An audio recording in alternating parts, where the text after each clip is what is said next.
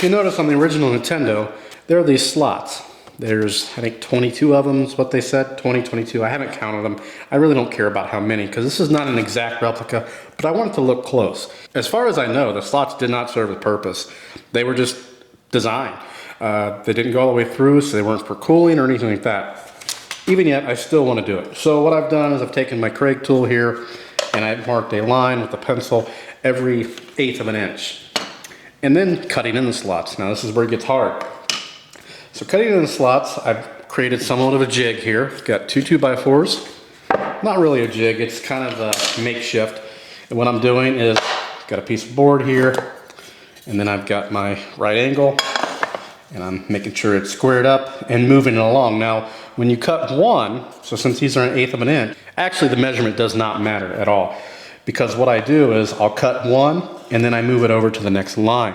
So when I move it over to the next line, that next slot will be the exact width that I need it. And we're doing that with a 1/16 inch straight bit here. Okay, we've got the router in a slot that we've already routed out. And what I'm doing is I'm going to go over to the very next line.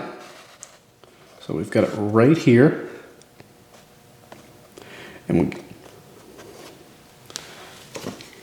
And I'm going to clamp it down in the back, throw a clamp in the front.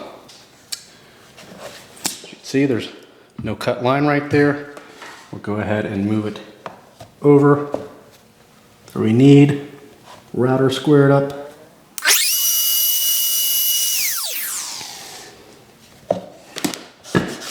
And there's our new line. Now the reason why I made 3 passes, because a 1/16 of an inch is very, very shallow. It doesn't cut cleanly the first time, so 2 more passes and we get a nice straight edge.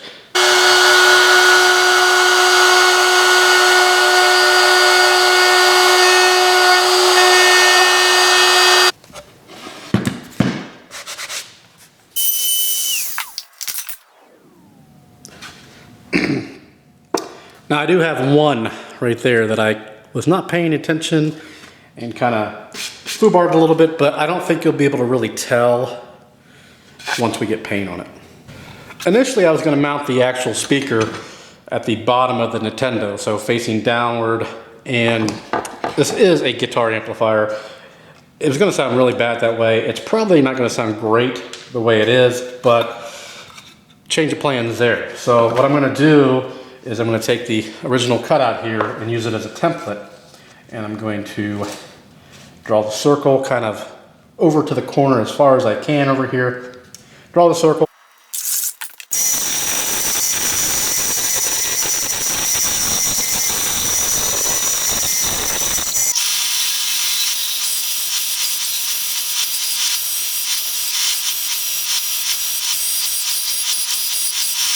So we went back to the bandsaw. We actually cut out the center. You can see I've got a little cut there. Now I could have avoided that with using a jigsaw, but the bandsaw is quite a bit more accurate, so I'm just going to glue that together.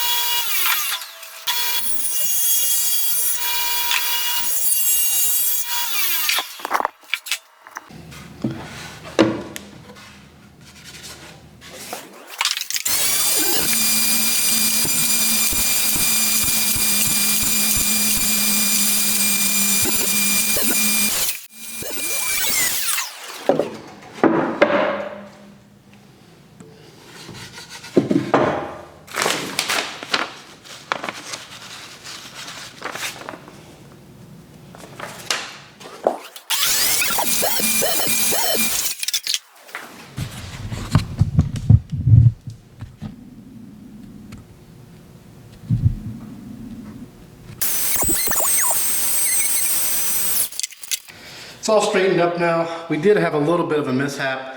If you'll notice, we're over a little further here than we should be, because we should stop right about that line. But when I put the door on, hopefully that'll kind of blend in. I mean, it's not a huge deal. I'm not going to recut. I'd have to recut these two pieces, and I'm not going to do that because that's the bulk of the work. So it should look okay in the end.